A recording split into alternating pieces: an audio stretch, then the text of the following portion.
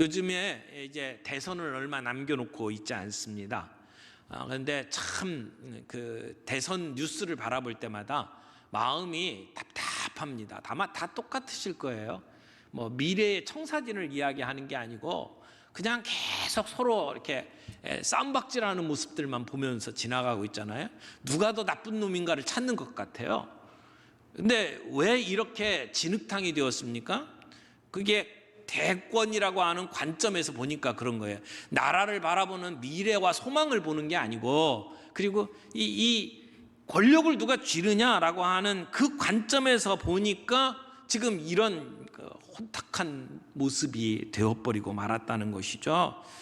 여러분, 어떤 사람은 자기의 모든 문제를 돈으로 생각하는 관점을, 그 돈이라고 하는 관점으로 보는 분들이 있어요.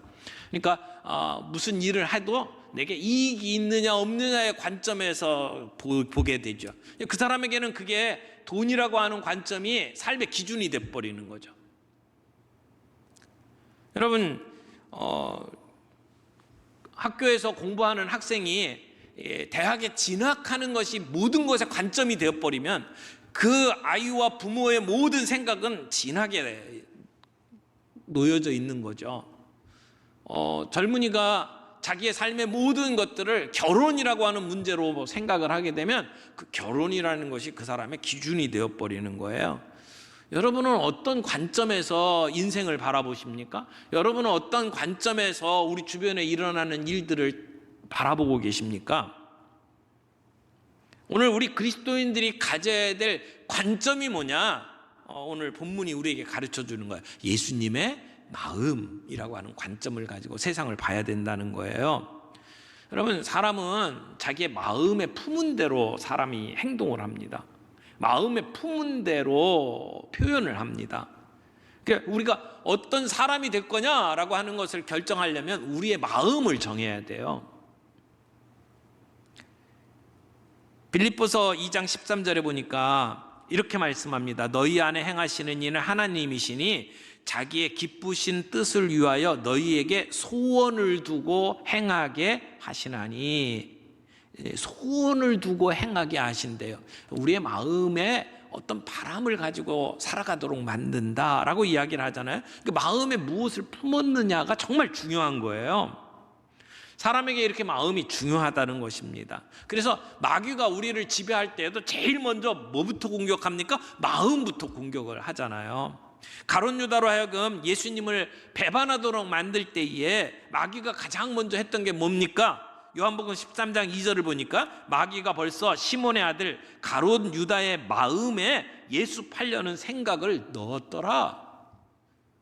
가룟 유다의 마음속에 그런 마음을 넣는 것으로 사탄은 일을 시작을 한단 말이에요. 그래서 너희 안에 이 마음을 품으라 라고 우리에게 권면을 하는 겁니다. 그럼 품으라 라고 하는 말은 무슨 얘기일까요? 그 말을 자꾸 생각해라, 묵상해라, 반복해서 생각하는 그런 정도의 의미가 아닙니다. 품는다라고 하는 것은 그보다 훨씬 더 큰 걸 얘기합니다. 얻으려고 애써라, 힘써라, 그런 의미예요. 마음에 품은 것을 애를 쓰고 그리고 노력하는 것까지를 의미합니다. 마틴 루터가 이런 얘기를 했어요. 우리가 매일 수염을 깎듯이 우리의 마음을 매일매일 다듬어야 한다. 여자분들은 수염 깎는 그 고충을 잘 모르실 거예요. 저도 수염이 많지는 않은데 우리 교육자들 가운데 이게 털이 많은 분은요, 아침에 이렇게 깎고 나왔는데 강대상에 설 때 되면 이미 털이 자라는 모습을 보죠. 우리가 LED가 또 좋아져 가지고 굉장히 이렇게 자세하게 얼굴을 비춰주잖아요. 근데 매일매일 이렇게 면도를 합니다. 그것처럼 우리의 마음을 매일매일 다듬어야 한다, 이런 얘기를 했어요. 우리의 마음에 불신앙의 잡초, 음란함의 잡초, 순결하지 못한 그러한 잡초들이 생겨나지 않도록 우리 마음의 밭을 매일매일 가꿔야 된다, 그런 말입니다. 그래서 로마서 12장 2절 말씀에도 너희는 이 세대를 본받지 말고 오직 뭘 새롭게 함으로? 마음을 새롭게 함으로 변화를 받으라. 우리가 변화를 받아야 되는데 어떻게 변화를 받습니까? 마음을 새롭게 함으로 변화를 받는다.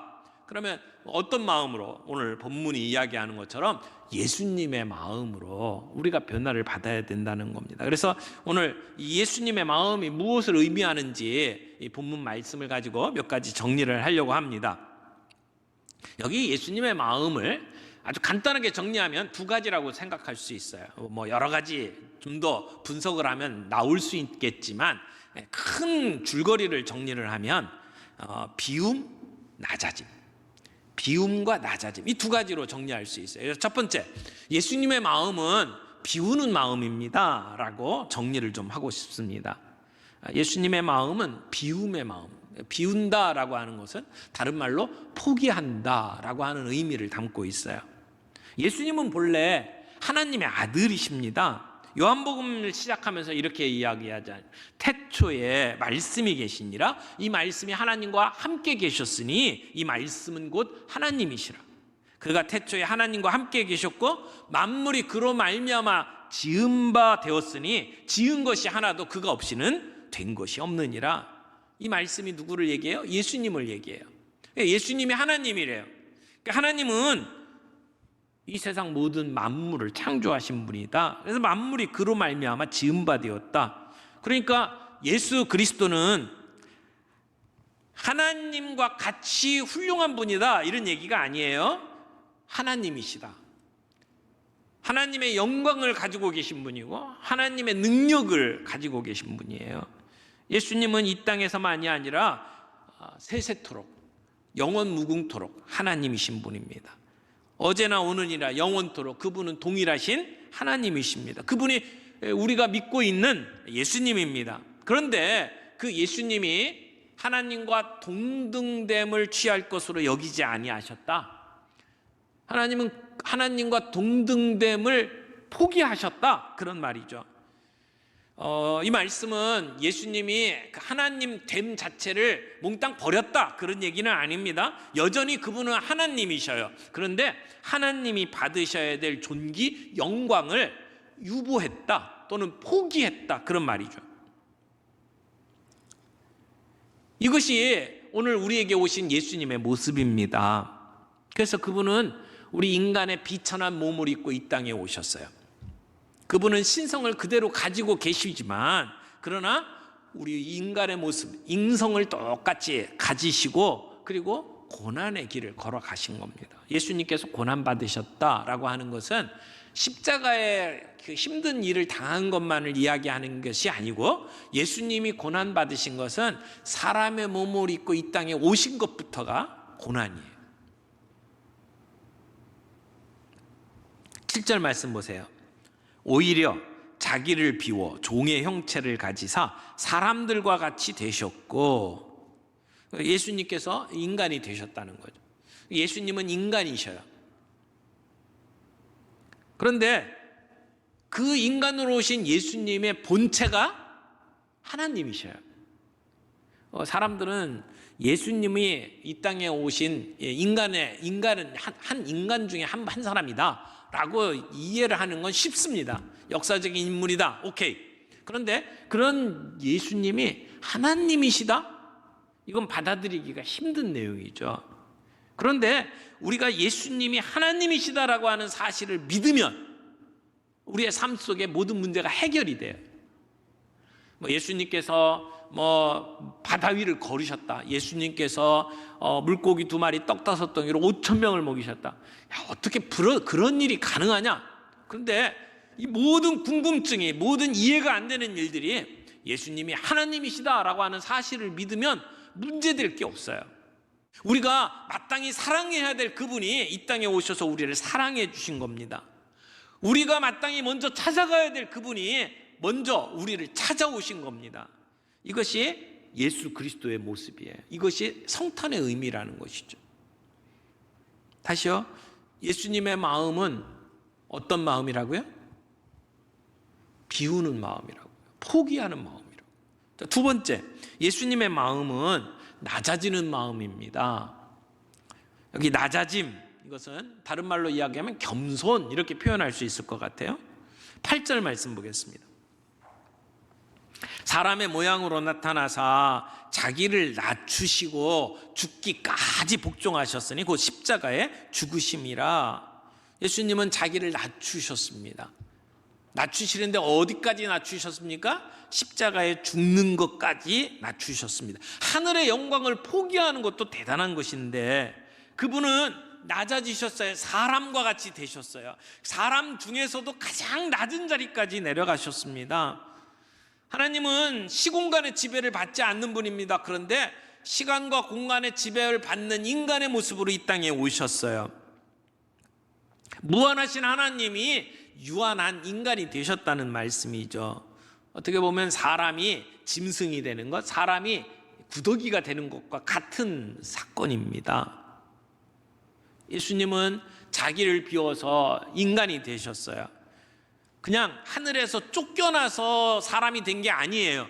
하나님은 스스로 하늘 영광을 버리고 낮고 천한 이 땅에 인간의 몸을 입고 찾아오신 것입니다. 우리는 종종 어려운 일 당하고 성공했던 일들이 실패로 끝나고 그러면 사람이 겸손해집니다. 스스로 겸손해지는 사람 많지 않아요. 얻어 터지고 깨지면 그때 겸손해지는 경우들이 종종 있습니다.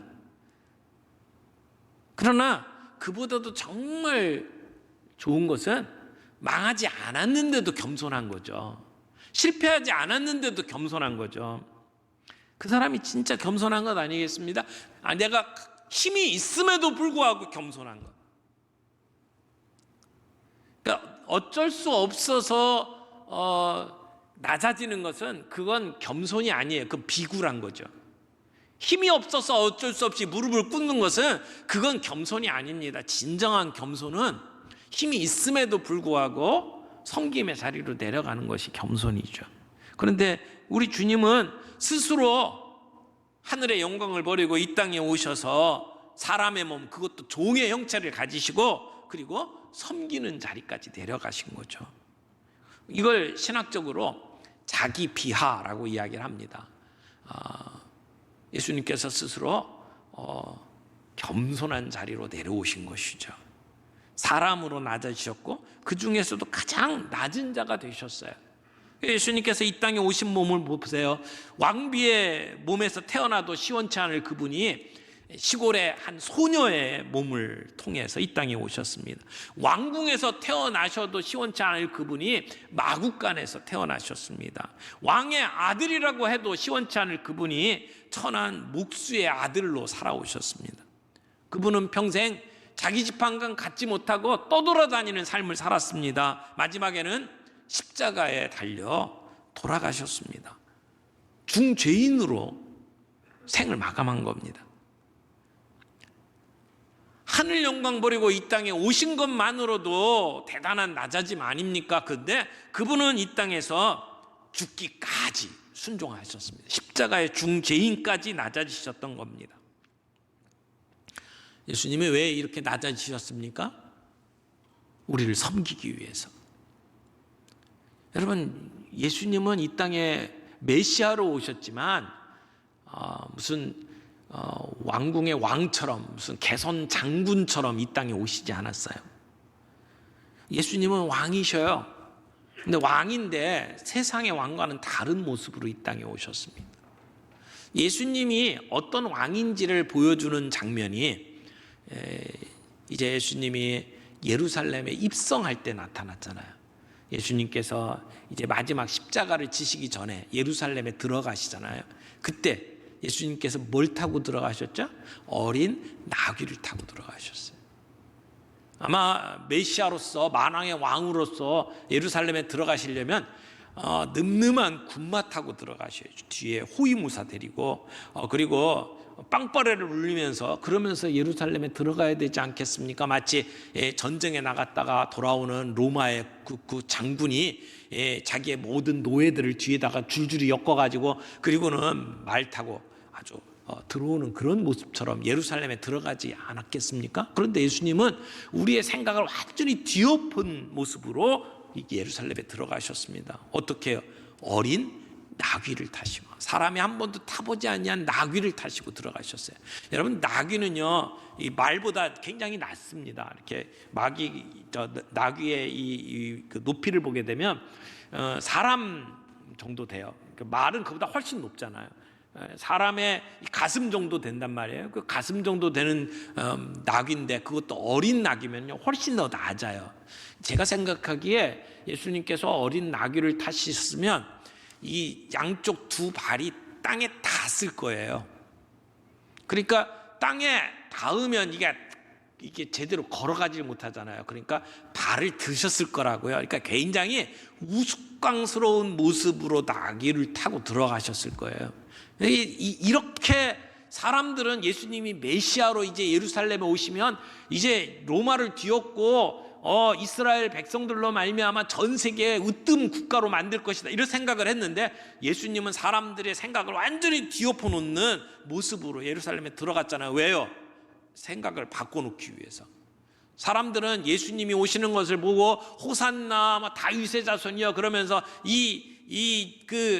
나뭇가지를 꺾어가지고 준비를 다 했잖아요. 근데 예수님은 어린 나귀를 타고 들어가셨어요.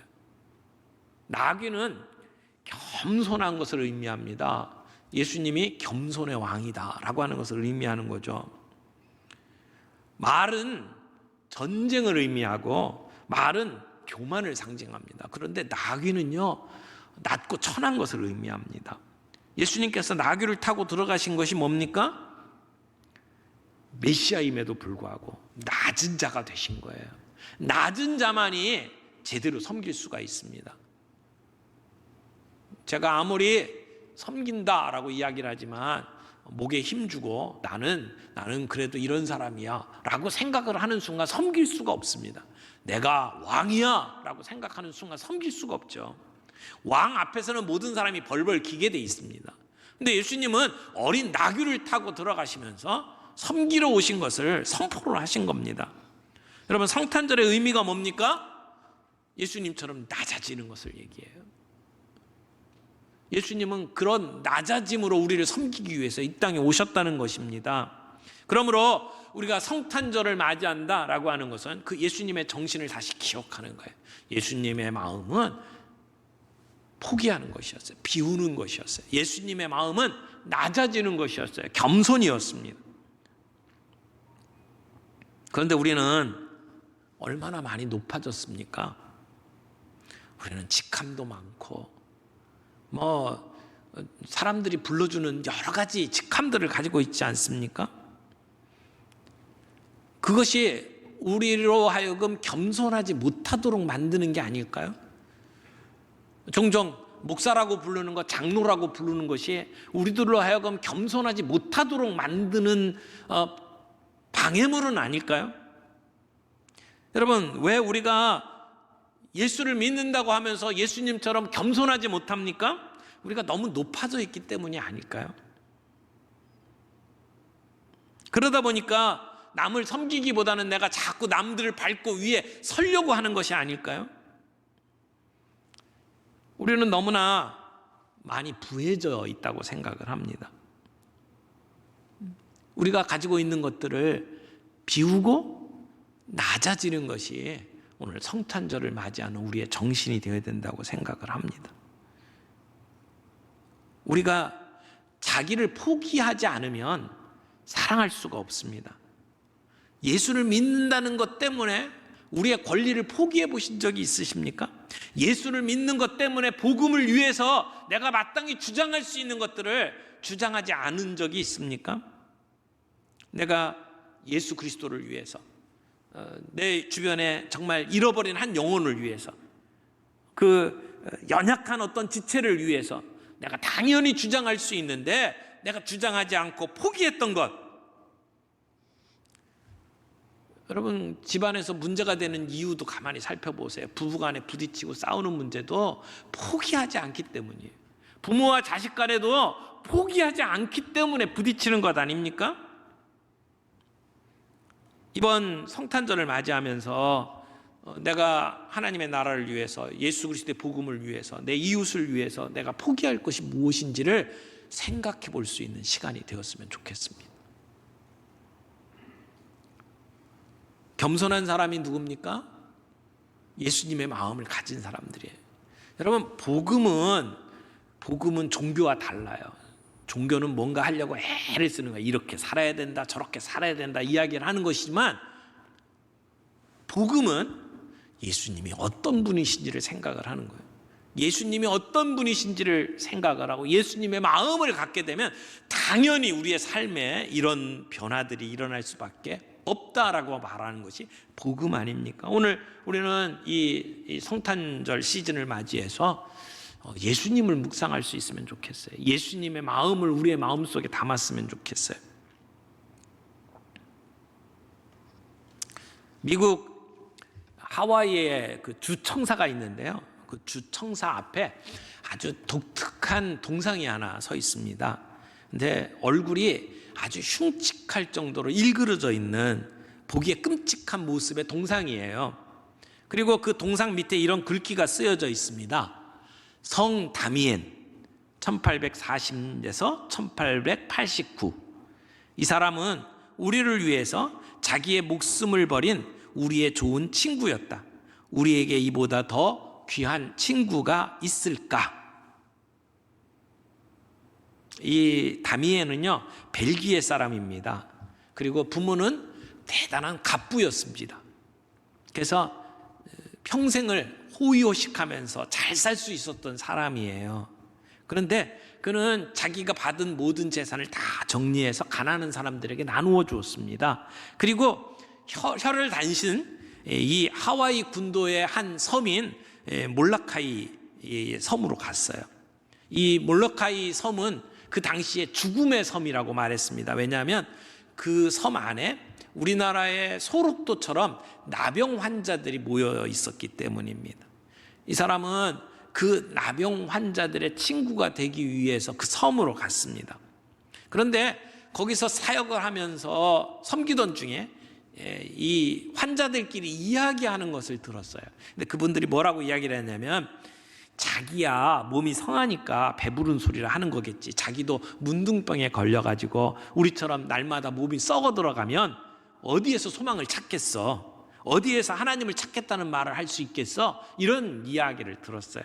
그래서 다미엔이 하나님 앞에 무릎 꿇고 기도했습니다. 하나님, 저들의 말이 맞습니다. 제가 진정으로 저들을 사랑하기 위해서는 저들과 똑같은 모습이 되어야겠습니다. 그러니 주님, 저에게도 나병을 주옵소서. 예수님을 위해서, 예수님이 우리를 위해서 그 귀한 몸 버리시지 않았습니까? 하물며 이 미천한 종이오리까 저에게도 나병을 허락하여 주시옵소서. 그렇게 기도를 했대요. 어느 날 차를 마시려고 했는데 뜨거운 물이 자기 발등에 이렇게 부어졌는데 뜨거움이 느껴지지 않더래요. 감각이 없어진 거죠.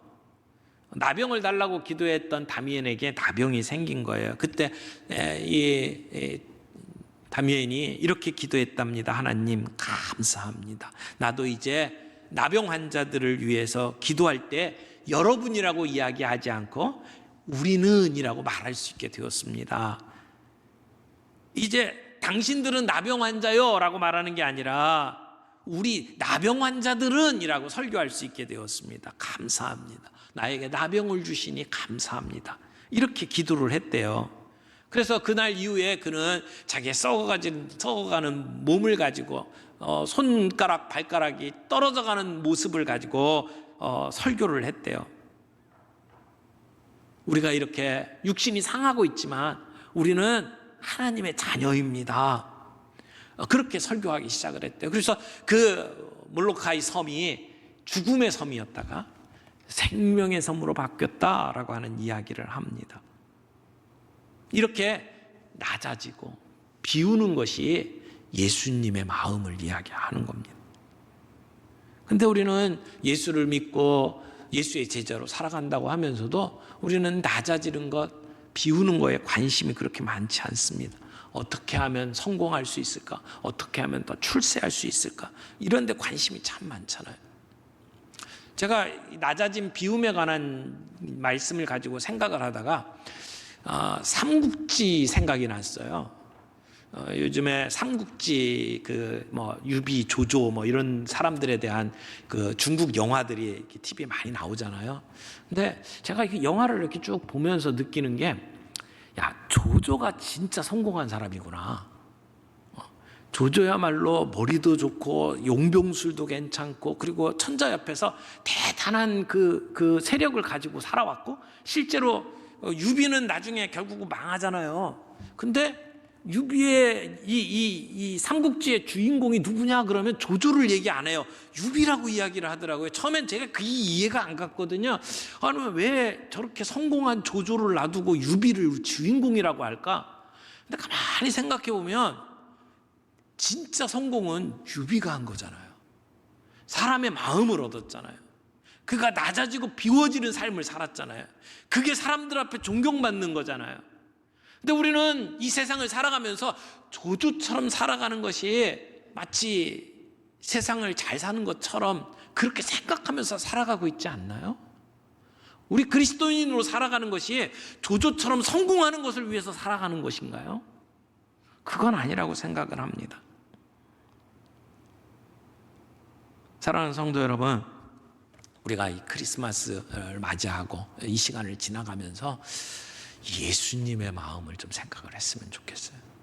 예수님이 어떤 분이시고 왜 이 땅에 오셨고, 예수님의 마음을 본받으라, 예수님의 마음을 우리가 마음속에 품어라 라고 이야기를 했는데, 그러면 예수님의 마음이 무엇인지, 그것이 비우는 것이고 그것이 낮아지는 것이고, 그렇다면 내가 이 성탄절을 맞이해서 나도 낮아진다면 무엇을 낮아진다, 내가 비운다면 무엇을 포기하고 비워야 되는지에 대해서 함께 생각해 보면서 이 시즌을 우리가 보낼 수 있으면 좋겠다라고 생각을 합니다.